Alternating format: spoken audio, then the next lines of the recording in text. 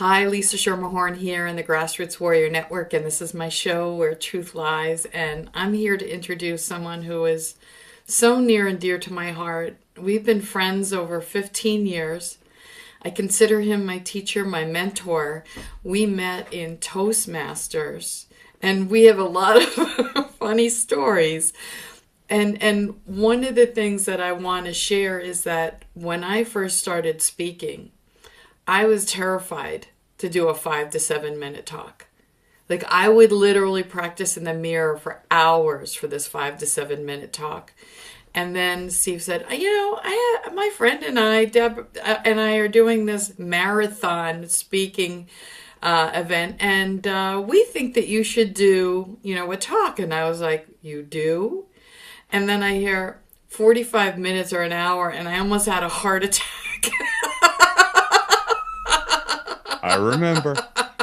And here's the crazy thing. So that was a Thursday night.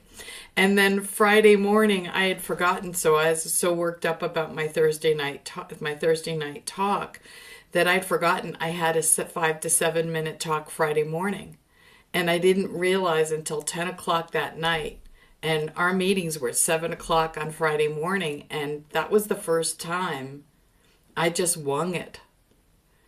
And I remember I was like, wow, this is actually a lot easier than I thought it would be.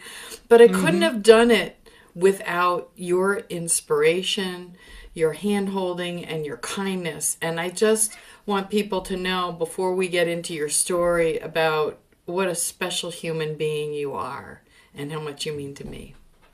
Well, and the feeling's absolutely mutual, Lisa. I've just adored you and your energy since the first time we met. And we had, like you said, when we started Toastmasters, so many memories that are still so much a part of who we are now. Yeah. It's almost like we each had a key to unlock something in each other.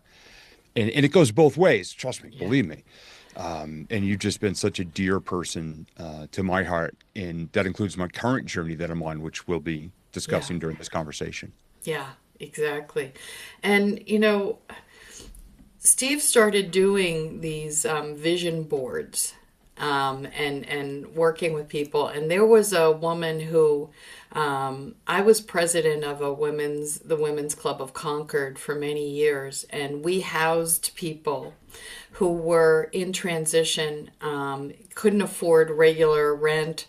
Housing, either due to illness or some kind of abuse they had run,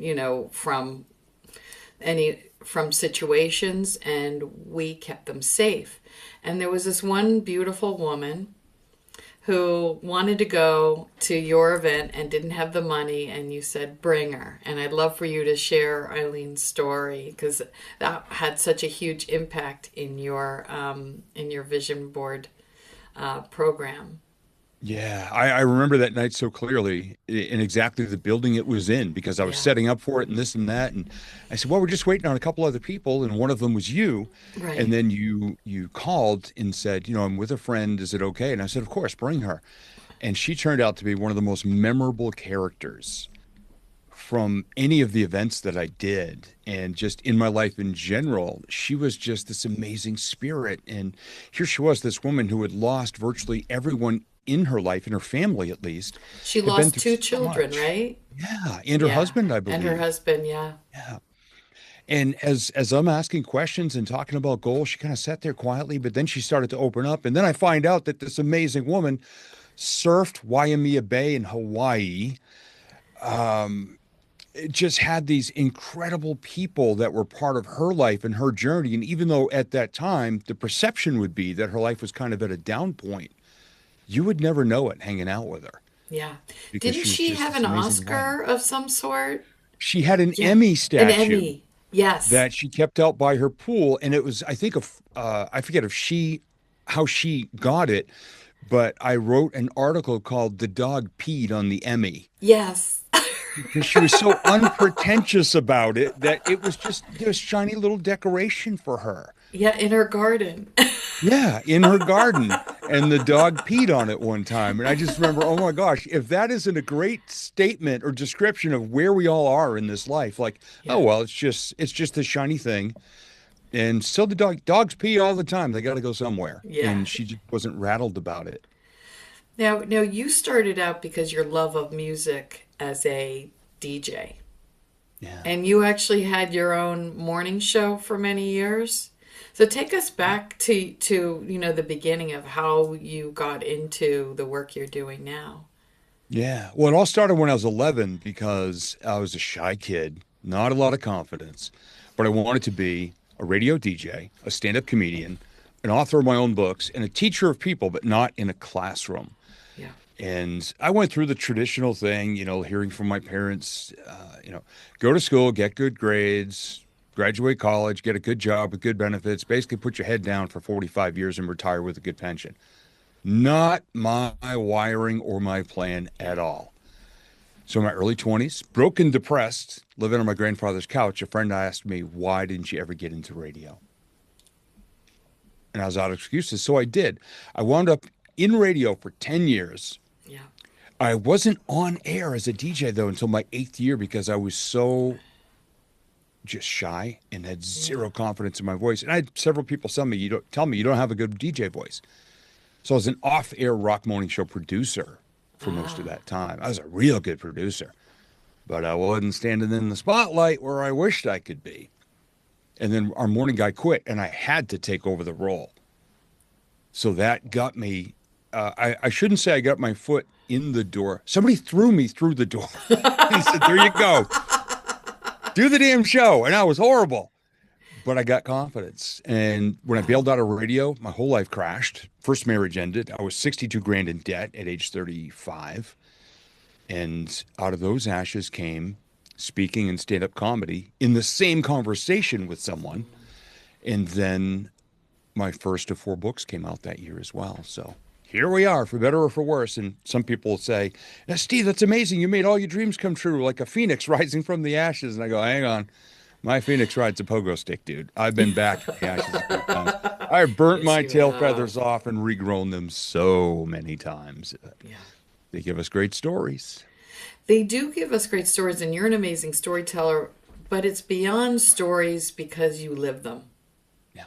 You know, you embody, you are who you are. You talk about being inspiring. I mean, some of the things that you've had to go through and what you've been through recently.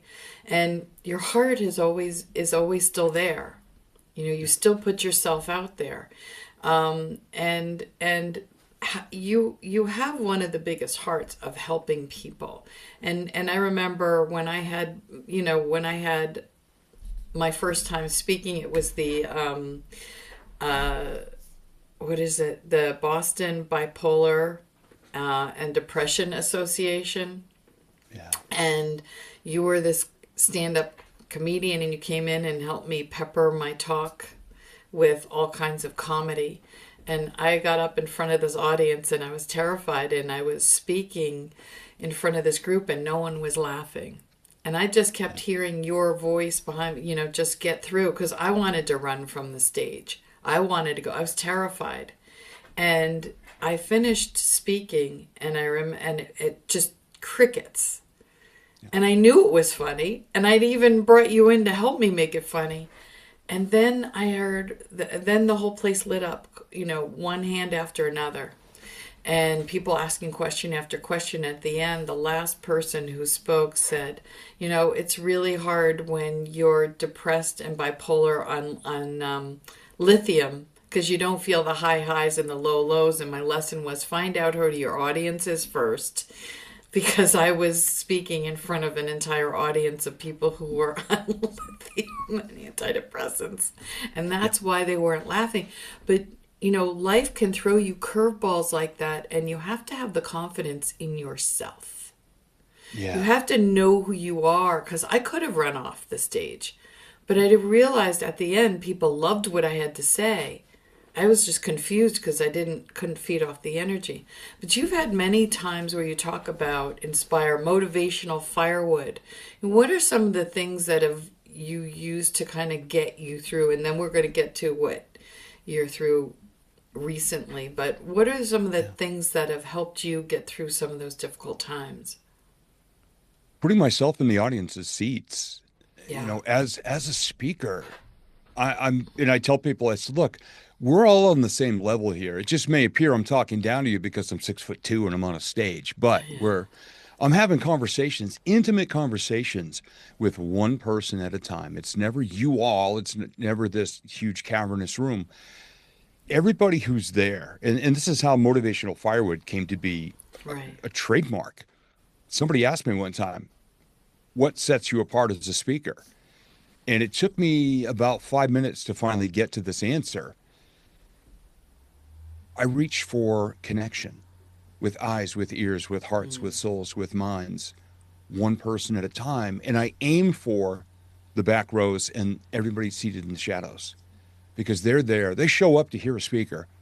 They're praying for a bit of knowledge or a nugget or someone that Right. understands what they're dealing with and can give them a couple of tips. You know, they got a spark in their heart, but they got nothing to fuel it with. If I give them a tip, a tactic, a lesson, a strategy, and they take action with it, and then they can improve their lives in some way. So that's that's still the approach, even to this day. I mean, I've been speaking for over 20 years, is to connect with people and understand they're in pain in some Yeah. way. Yeah. You know, if they just want to laugh, they'll go to a comedy club. But if they want to really create impact in their life, they come hear speakers like us.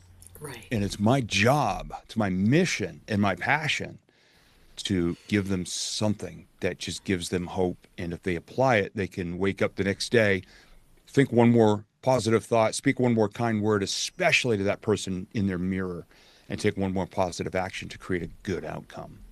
So, who are you kind of your favorite people to kind of speak to, or certain groups, or certain, or is it pretty much this works with everyone? Is there a certain type of person or profession that you prefer?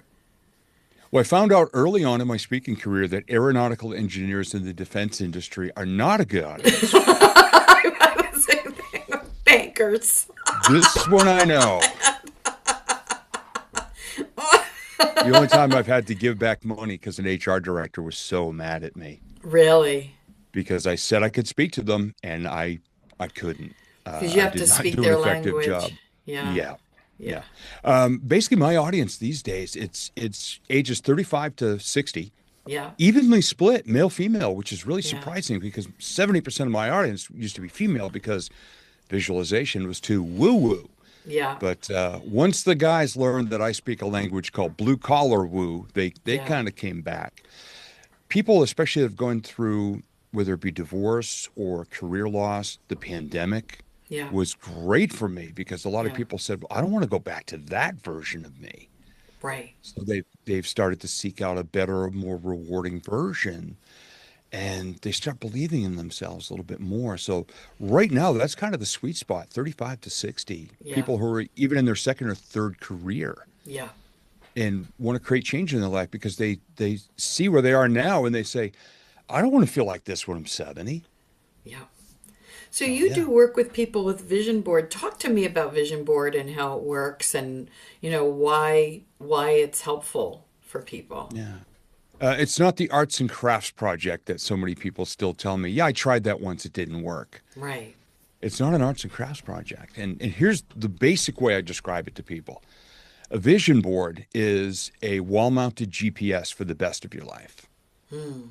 If you understand where you are right now, and I talk about 8 different areas of life and use a life wheel. You've seen it. It's a pretty standard tool in the personal development world. The Yeah. one that I've created includes your physical health, your emotional well being. Imagine that, setting Yeah. goals for the emotions you want to feel, your closest relationships, your core values, and your faith that guide everything you do, your connection to the world in real ways, and then your career and your money.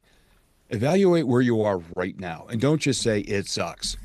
Yeah. Scale of 1 to 10, or if you're a creative like I am, describe it. What's the Yeah. best of it right now? And then start to think in each area, where would you like your life to be in 1 year? And don't say 10 across the board, but in 1 year, what improvement would you like to see? What part have you been ignoring? What needs your attention the most? And then start to envision what would that look like, feel like, sound like, smell like, taste like. Start to create the story of your life day Yeah. to day. Don't just give me the highlight reel. Day to day, how do you want to feel? Who do you want to be around? How do you want to feel about yourself? What do you need to Yeah. do about your health? And then start to think what picture, what hashtag, what phrase, what quote, what anything would represent that, and start to create those things and map them out on a board. Now, one thing I also caution people, figure out what's most important in your life, not just the most important goal, what's most important in your life. I personally believe, this is just my belief, that needs to be the center of the board. Right. And you work outward from that. What other parts of your life support that? And it becomes a living, breathing version of potential in your life. And then you need to build an action plan to get there. You need to understand why you want what you want, a deep emotional connection. And then start to think of the people you need to be around, things you need to learn, actions you need to take, collaborations that could be a part of it. You are a master collaborator, Lisa. Yeah. Your collaborations have taken you literally around the world over the past couple of years. And I just sit here and just, because I know you're doing the work.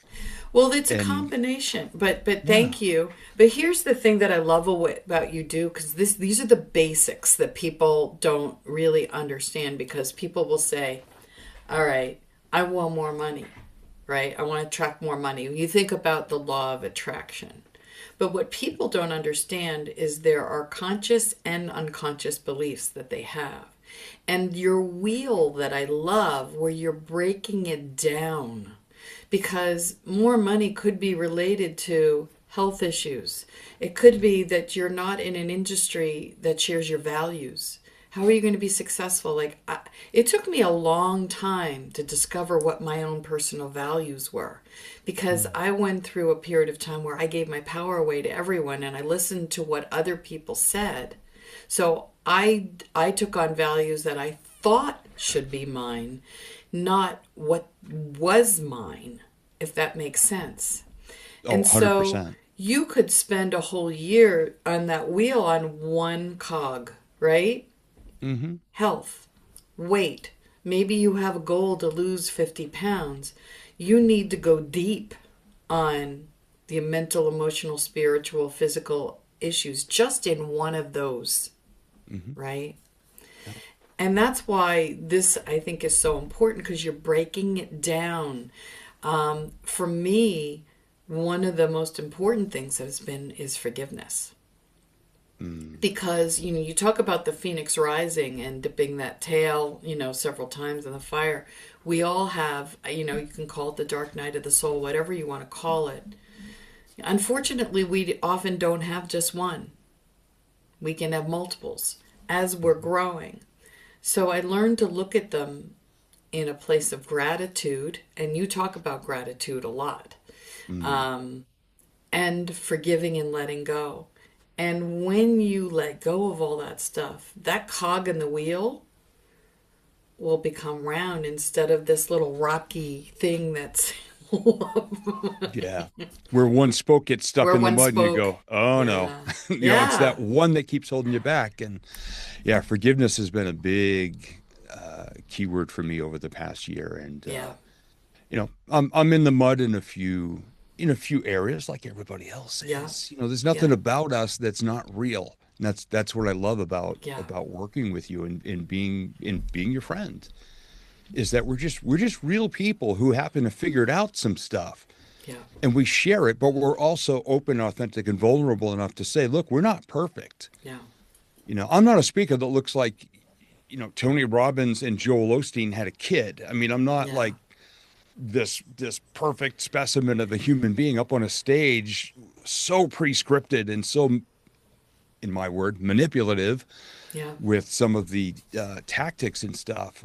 I'm the guy sitting on the front of the stage with his legs dangling off with a couple rips in his jeans saying, hey, you want to know what life has taught me, and what all these muddy boots and all these little dings, dents, and scars are about? Let me tell you, this Yeah. is what I've learned.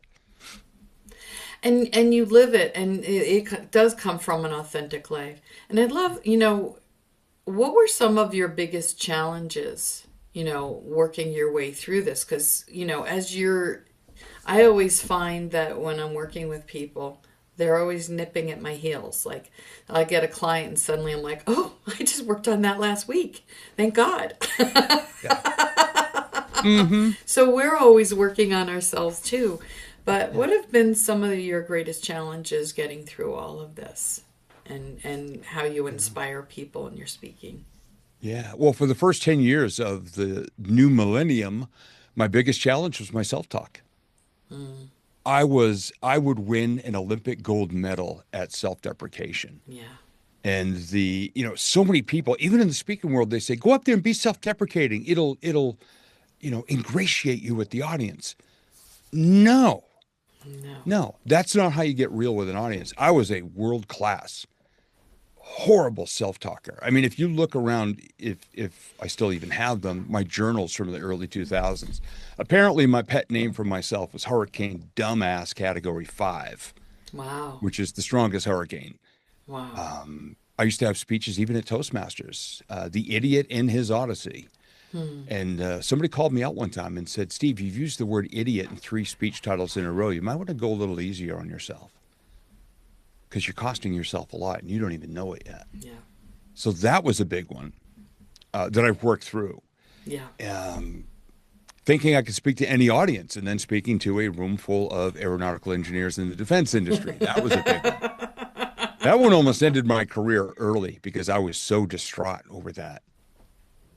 And, every time we have those down moments, there's always an angel that comes through Right. and shows us the light of who we are. Because about a week after I was hiding here in the recording studio, after that disaster of a speech, someone reached out and said, hey, Steve, I know we haven't talked in a while, but you shared this tip with me. And I just wanted to let you know that it worked really well when I applied it. And thank you. You saved my life.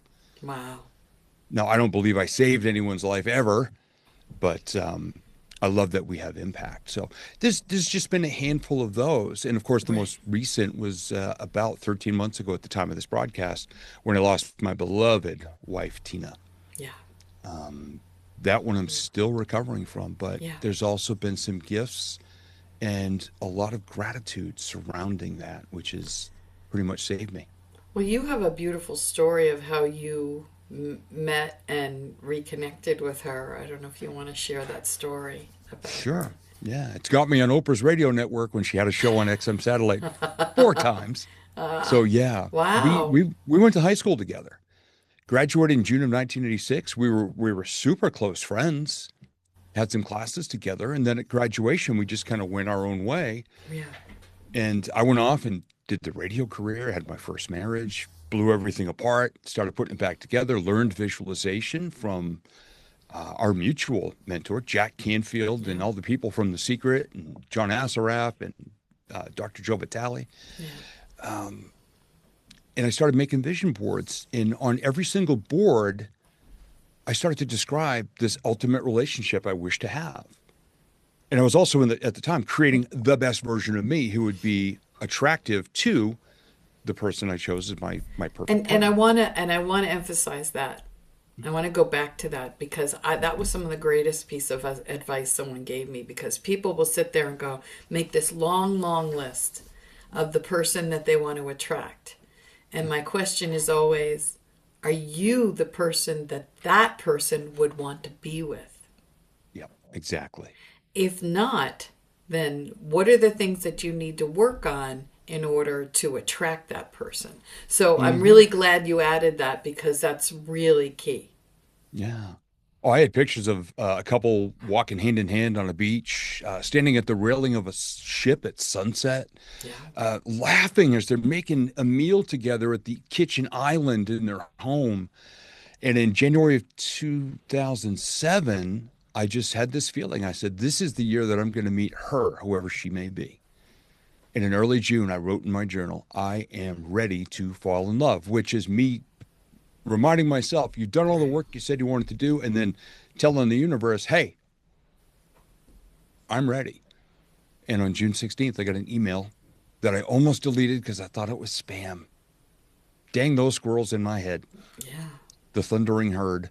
And then I went back later that day and I read it, and it was from someone named Tina. And then I realized it was my friend Tina from high school. Wow. And I answered her email, and then she sent her phone number. I called her a couple days later. First words out of her mouth that I've heard in 21 years, it's about time you called. And I just started laughing. I said, "Oh my gosh, she has not changed." And I just love that voice. Hmm. She wouldn't send me a picture, nor did she have any social media footprint. So over the next few weeks of texting and phone calls and emails, I'm starting to have feelings for her and remembered I had a crush on her for 3 years in high school, but never had the guts to ask her out. Now, did she have a crush on you and was waiting, or was she hadn't realized it yet? I found that out on July 21st of that year. She sent me a text and she Wow. said, "Can I tell you something if you promise not to freak out?" And I said, "Sure." And she said, "Here's how I actually felt about you in high school, how I felt when I saw your name online, how I felt when you answered my email, when I heard your voice, and how I feel right now." And she Wow. texted 143, and I had to Google it real quick. It's text for "I love you." One letter, Oh, four letters, three letters. And I texted her right back and said, "I love you too." wow. She still wouldn't send me a picture. And then a month later, she came up to New Hampshire. She was living in Florida at that time. Okay. Her grandmother was having surgery. She flew up, and I met her at the airport and just fell apart.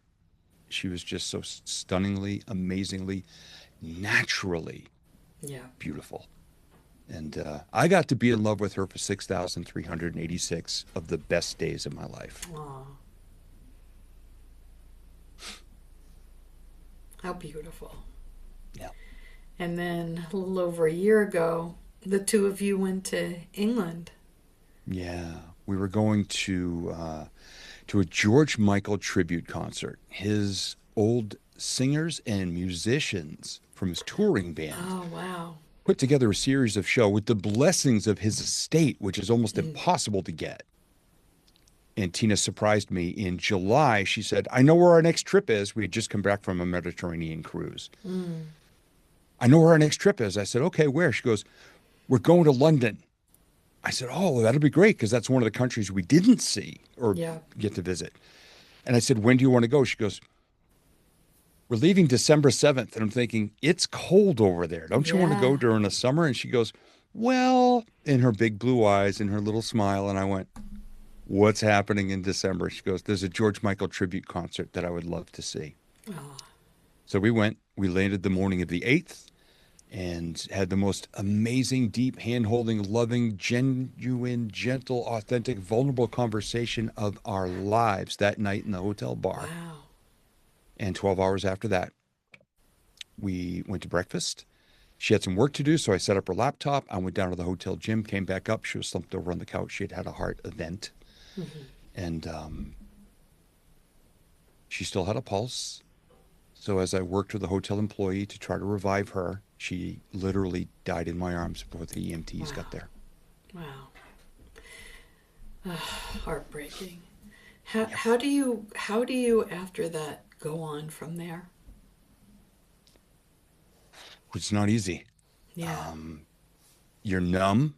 Yeah. You're shaking physically. Yeah. Your heart's in a million pieces. You know that your favorite person in the world you're never going to see again in this world, Right. but you do everything you can to honor that person and you protect their memory and their legacy and you do your best. And I instantly had to become the organized one. Right. And she was already being my angel because Hmm. the day before in the afternoon, we were outside walking down the street and we stopped on the sidewalk in front of our hotel. And I looked across the street at this building and I started laughing. I said, "Oh my gosh, that building looks like Nakatomi Plaza from the movie Die Hard," which is a Christmas movie. Don't let anybody tell you Yeah. different. And I said, "Oh, babe, I don't have my phone. Can I take a picture with your phone?" So I did. And when we got back upstairs, I said, "Oh, babe, what's the password for your phone so I can get that picture?" In 17 and a half years, I had never asked her the password for her phone. Wow. Everything was in that phone. So that the next morning after she passed, I was able to find her family's phone numbers, Yeah. her boss's number, the hotel reservation, the flights home, the limo picking us up in Boston, the travel insurance policy that I didn't even know she had taken out. Everything was in that phone. Wow. And for whatever reason, the day before, I asked her the password. Wow. Incredible. So, And I see on social media you often post things like you get messages from her. yeah. You see things that what are some things that you know that she's around you? A lot of them have to do with Alexa and YouTube and the radio. Songs will just pop up. Yeah. out of the blue. I'll request one song, I'll shout out to Alexa because we always used her as the jukebox. I'll shout out a song, and all of a sudden she'll play two or three of the songs Tina and I enjoyed most. Now, Wow. some people will say it's an algorithm, but there are songs that I have never asked her to play Yeah. that I know Tina loved that pop up in the middle of these. Very And it's cool. just amazing. And a lot of times in the mornings, now Tina wanted to be cremated, so I have a very small keepsake urn in our living room. I have a couple of shelves made up to honor Tina. As soon as I put those shelves up one day, I finished my workout and I came in the living room. I opened up the blinds. The sun was lit right on those two shelves, just perfectly. So it's this time of the year, kind of end of the year, first month of the new year. Yeah. The sun hits them perfectly because the sun, of course, has different patterns, different times Right. of the year. Right. But for about a month and a half, it will light up those shelves beautifully. And every time I see it, the tears just come. And I always say, thank you, baby. Because I called her Ah. baby. She called me honey. So I always Yeah. just say, thank you, baby. So there's little stuff like that. I see hearts everywhere. One of my mentors, Terry Levine, always talks about looking for hearts. I find them everywhere. And at Christmas, I was cooking up a bunch of food. My family and I have a nonprofit, and we're cooking for a homeless shelter.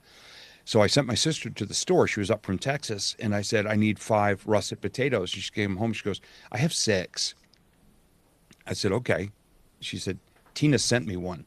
She takes it out. It is a russet potato in the shape of a heart. Wow. I just And got I the hung on to it chills. for a couple of weeks on the Yeah. counter, and I'd look at it every day, and I'd go, it's getting a little soft. So last night I Yeah. used that potato to make Tina's favorite thing I ever made with potatoes, homemade French fries for her. Yeah. And Oh. seasoned them up just like she would like them. Put on a little too much cayenne so my sinuses are better. But it was just it's so many little things that I just look up and go, yeah, I know that was you. All right, baby. Thank you. You remind me of I have a friend who passed away less than a year ago, and excuse me, she was one of those like impromptu let's go kind of things, and Yeah. she loved the band Heart, and the New Hampshire Pavilion is a 4-hour drive from me, and she's like, I just got 2 tickets to lawn seats. Do you want to go? And she packed a cooler, and we just drove, went to the concert, and then we drove back. And after she passed, her favorite place was the Nubble Lighthouse in Maine. Mm, yeah. And this was wild because I was going to visit my cousins who live in Portland. This is southern Maine. I was like, I'm going to stop and I'm going to go check out the Nubble Lighthouse and say a prayer for her. And I sat there across from the lighthouse and just asked for a sign. I got in my car, started it, and a song from Heart came on the radio. Goosebumps Yeah, yeah. So, when you're in this place of gratitude, because you could have been really angry and bitter and let your life turn upside down, and I know that's not who you are, but I'm sure hit. you have those moments where you probably get angry at the world and do a little why me or why her or anything like that. What do you say to people when they're going through not necessarily a death, but a loss, Yeah. of anything? How do you get through that? First off, feel your feelings. Yeah, I was recently on a show called Real Men Feel, and yeah, I've gotten so much feedback on that because as guys, we're told suck it up, walk it off, rub dirt on it. yeah. You're going to be fine. Feel your feelings, let them out. And it's funny because anger is one. I mean, there's a couple of people, yes, that have brought that out in me, but not angry at the world, was never angry at God, and never upset with Tina wishing she had gone to the doctor because she had ischemic heart disease. So it was a long process of her slowly getting worse, and either she didn't know it or she didn't let me know. But I was never for a moment, angry at her or God or life. It's part of life. Right. I was more grateful than anything because we squeezed so much love into all those days. And one of the things that really helped me with that, to not feel angry or lost or regretful, in her desk, I found a folder with all of the little sticky note love notes I'd written for her over the past few years that we've been in this house. Yeah. Every card I ever gave her, she had. The two CDs of songs that I had put together for the first weekend we saw each other to slow dance to in her hotel room, the first weekend I saw her in 21 years, she kept. So we knew each other's love language. So there's no way I could be mad at her for not being here anymore Yeah. because we did it right. And that's something I encourage people to look. If you don't want to be angry someday, do the right things today. If you think you're going to regret something someday and then be angry and frustrated and just ticked off, do it today. Be the best version of yourself today. And that's going to help to quell a lot of those, what could be anger and negative emotions later. I mean, there's a lot of sadness, of course. I Yeah. cry a little bit several days a week Yeah. in just moments. But yeah, put the right emotions into every day and every relationship and everything you do. And I think that's going to reduce. We see people that are screaming and mad and this and that. What it comes down to, I think, a lot of times, it's actually something about themselves. Well, that's true. But you just touched on something that I think is really important for people to understand, and there's a term called the divine masculine. We have the divine feminine and the divine masculine. Each human being has, whether you're male or female, whatever you want to call your, everyone has a divine feminine and divine masculine. But what's hard is that women, as girls, we grow up and we're taught to feel our feelings. We're allowed to have our feelings. We're allowed to cry it out and talk about our feelings. But you're right. When it comes to men, suck it up, big boys don't cry, dealing with all that. And men deal with things differently anyway. They tend to process differently. But men have a divine masculine and a divine feminine as well. And so what's happened is we've all been programmed to be out of balance.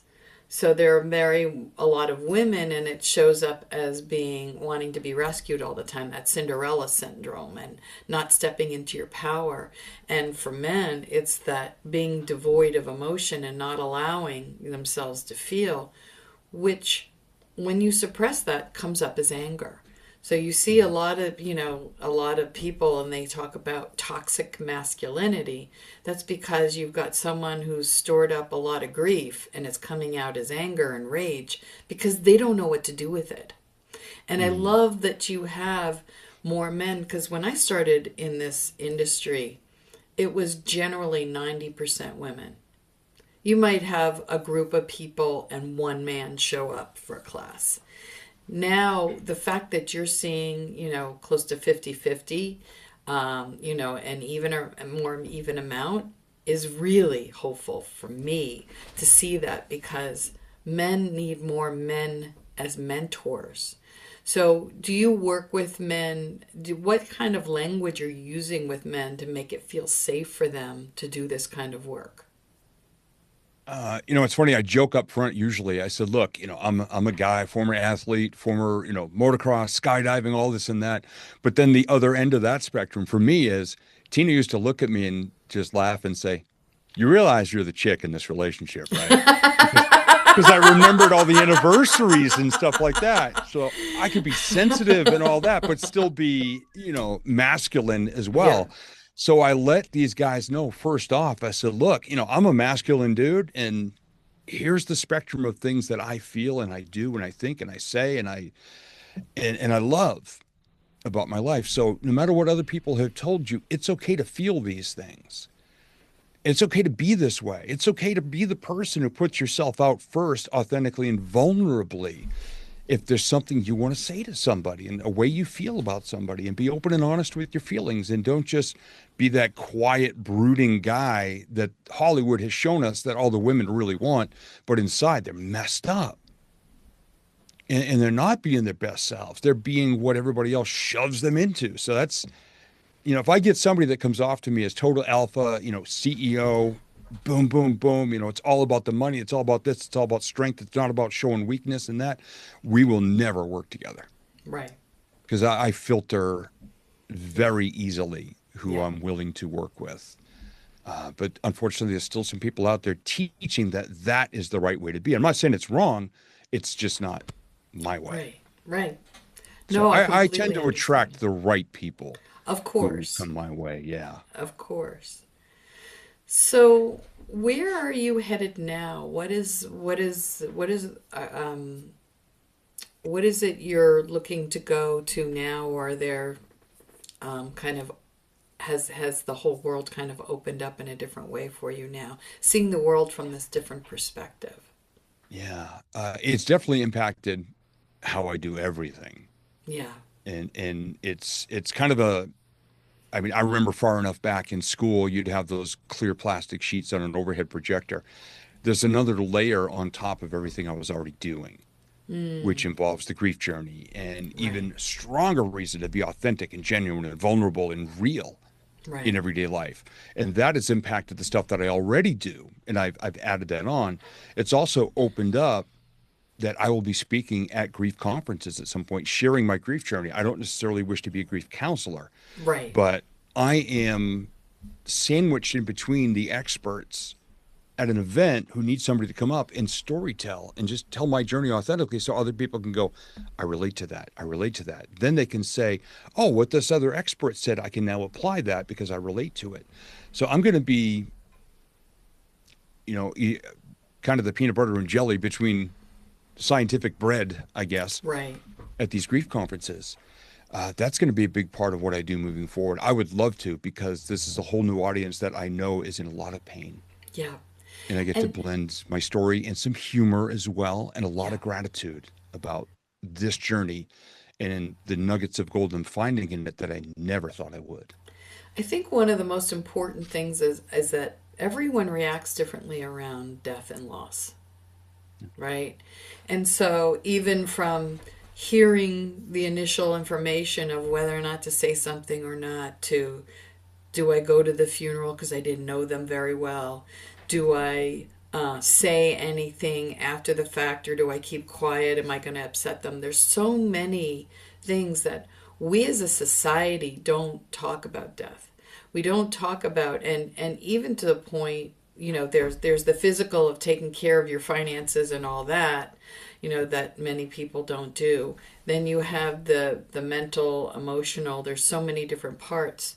And is there a right way? Is there a wrong way? How do you give permission to people to address others? Again, everyone grieves and mourns differently, but from your own experience, you know, how does someone help someone who's grieving? I can't necessarily say there's a right way and a wrong way. I can say what works for me and what I suggest to Right. people. Celebrate what you loved most about that person. Yeah. And I've done this at funerals. Even if I didn't know the family, yeah, now it's been rough for me to go to funerals this past year, but this Yeah. is something I've done my entire life. Even if I don't know them, I will go to pay my respects, but I'll also share with the person, with whether it be a spouse or kids or whatever, and say, well, we've never met, but I knew your person through this, and I always loved how they did this. And I love when people have said that about Tina. My favorite Tina memory is this. And I was at a funeral one time, and it was a gentleman who had passed. He was in my BNI chapter for a couple of years, and we always had a good laugh together. And I went up and I said this to his wife, and she goes, "Oh my God, you're Steve." And it just floored me. And she said, "Bob spoke about you often. Thank you so much for being here today. You Oh, just you just made me feel good because you came in and said something wonderful about the person that I lost." wow. So that's why I love when they're referred to as a celebration of life. Yes. And you know, some people really did that well with Tina. Her boss and her two team members from work, who all live in different states, different parts of the country, all flew up for that one day to come. Wow. And we sat around the table at the after meal, Yeah. just telling Tina stories. And oh my gosh, I it helped me so much. Beautiful. Yeah, and the two was it the two of you that shared Super Teddy? Yeah, she and her mom had adopted him, and he lived with her mother most of the time, but Yeah. only 11 miles away. So we would babysit sometimes, and he was so wonderful. He was like a little old man in a Yeah. dog What kind of costume. dog was he? He was a Yorkie Pomeranian mix. So Okay. if he hit 10 pounds, it meant he was fat. Yeah. So he was usually around 8.5, 9 pounds, but just amazing. And he brought so much love into our home when we got to have him. And you even wrote a book about him. Yeah, he wrote his own book. Wink, wink. Yeah. He wrote his own book called Bust Out of Your Crate, Super Teddy's Top 20 Tips for People to Be as Happy as Dogs. Yes. I had And that book. I had that book yeah, somewhere. yeah. Somewhere. This May will be Probably right 5 there. years, 6 years, Wow. I'm sorry, Six this May since he years. passed. Oh, I still have people reaching out to me yeah. saying, I miss Super Teddy, or I Yeah. have the book, or I have one of his postcards because we took the book and made a postcard series. I've got one of Super Teddy's postcards that have been in my fridge for all these years. Yeah. Wow. Thank you so much for sharing your stories. And one last thing that just popped into my head about you that I still crack up and tell this story to this day is about going back to Toastmasters is there were a lot of professional speakers in that group Mhm. and that Toastmasters, for people who don't know what Toastmasters is, it's a an organization that teaches people how to speak in public, but you don't have to be a public speaker. You might want to just learn how to speak up in meetings, and it teaches, impromptu kind of speaking. And I'll never forget, I was sitting, they were very much about being on time, and I was sitting in the parking lot and I was 5 minutes late. And I'm like, do I go in? Do I not go in? And I loved the group so much, but I was nervous that people would be mad at me. And I remember I'm like, I'm just going to go. And I go to walk in, and you were doing an impromptu speech, and you were standing right by the front door. So as I walked in, he literally put his arm around me, and it was just like you included me in that talk as if it were planned. That's how good Steve is. And I still talk about that to the day of how you were just able to just on a switch, Yeah. just bring that story to life. Yep. Yeah, we won the ribbon that day too. Yes, we did. You were, I think, in the credits rolling at the end of the meeting, you were best supporting actress Yes. in in a humorous role to that. I still think about that so often as well. Be in the moment and see what's around you. And when you think back to what you were saying, you used to stand in front of the mirror and practice over and over and over, rote memorization, which pulls the soul out of it. Right. When you're in a moment, and that's why I tell people, look, I know we don't want to be on our phones all the time. Yeah. Bring your phone with you or a camera or something. Wherever you are, there's something to be captured that can impact your life forever. And in that moment, you walked in the door just as I got to it, and you walked right into potential.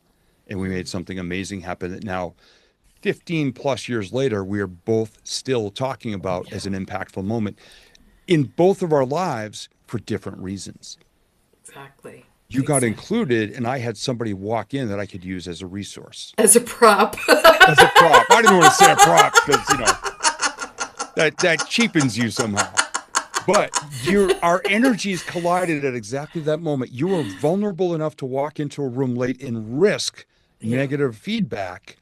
And instead, you landed in my arm Yeah. and became part of my story that day. And our shared energy was selected as the most impactful presentation of the day. So Yeah. we did that together. Well, Steve, is there anything that we haven't touched on that you feel is important for the audience to You hear? mentioned gratitude, and I just Yeah. wanted to share very quickly my gratitude practice. Yeah. Perfect. For over 15 years now, I've kept gratitude journals, and some people say, I don't have time for that. Eh. I write the date and I write the word great stuff, and I write one, two, three. And in less than a line each, I describe my three favorite moments from the previous day. I do it in the morning. Some people do it at night. Moments. And don't broad brush. Don't say my health, my wealth, my Right. partner. Right. Tell me a specific moment. If you want to say your health, great. What was it? Did you have a personal record on the treadmill today? Or did you choose good food for all three meals in a row, which is amazing? Do that. And I have written some years over 1,000 gratitude moments. And when people say, Steve, the day you lost Tina was the worst day of your life. Yep, there couldn't possibly be anything you were grateful for. Yeah, there was. She had a pulse when I found her. Yeah. And I realized that afternoon her body was in the hotel room with me for 11 hours before the coroners came. I gave her her final foot rub because I had forgotten to give her one the night before. So I sat there on my knees, crying my eyes out, talking with her, rubbing her feet. That's in my gratitude journal. So there's something every day you can be grateful for, that when you read a year, 5 years, 10 years, 20 years from now, if you do it right, you can feel those good emotions again. Well, you made me cry. Thank you so much, Steve. I so appreciate you in my life. And is there how do people find you? You can find me on social media. I still spend a lot of time there. Facebook and LinkedIn. If you look up my name, Steve Gamlin, Gamlin. And I've got a brand new website and a relaunch of in a rebrand of my Vision Board Mastery program coming out soon. And that will be at stevegamlinspeaker.com. Okay. And you're calling it, it's no longer Vision Board of the Ultimate Life Vision. Is that Ultimate Life correct? Vision. Ultimate Yeah, one Life of my Vision. mentors heard me say Vision Board Mastery, and then she heard me explain what it's all about. And she goes, all right, I got to call you out on this one. It goes way beyond that. Yeah. This is not how to build a vision board. This is how it can impact your entire life. So Yeah. she said, So you're go breaking back to down all yeah, the aspects of people's lives where they need, helping people determine where the improvement needs. And most people don't even know where it yeah, is. So this is a great fact finding, really life building. And I will tell you, when you get to that point where you can really start to hone in on who you are, because I saw something that said authenticity is the highest frequency that we can be. Really understand who we are and not being afraid to be ourselves any longer. And so to be able to do this and really step into it, because when you do, life will happen to you in such beautiful ways. You'll start manifesting things. I watch the way my life just unfolds, of things just start to happening when I surrender and let go. And all those dreams that I had on my vision boards are all, I wanted to travel the world, and it's happening. It may not have been on my timeline, but it happened exactly in divine timing when it was supposed to. yeah. And yeah, it's amazing. Yeah. It used to be, Lisa would say, let's get on a Zoom call. I go, well, okay, which room is Lisa going to be in? Eventually, I got to which country is Lisa in so that I can get the time right. you know. And I love that for you because I remember all the conversations when you said Yeah. you wanted all the things you're living right now. Yes. I remember that because you and I have stayed in touch, and I Yeah. absolutely adore Well, thank you. all of these things. And I go, she's doing it. She's Yeah. doing it. She's doing it. See? But it takes a lot of courage to get rid of the old stuff, Yeah. the old belief systems, all of that, the programming. And when you do, your life will change in ways. And, I look at Steve and how far he's come, and how far, I'm talking as if you're not here, how far you've come. And you walk the walk, you talk the talk. What you see is what you get. And that's one of the things that I love about you, because even despite what you've just been through, you still use everything that you talk about, Yeah. and you live it. Yeah. Well, Steve, thank you so much again. And I look forward to connecting with you again soon. Yeah. Thank you, Lisa. This has been an absolute joy. And I'll give you the one word, the greatest word I can tell anybody. This conversation was effortless. And I mean that in the Oh, best way possible. love that. Thank you.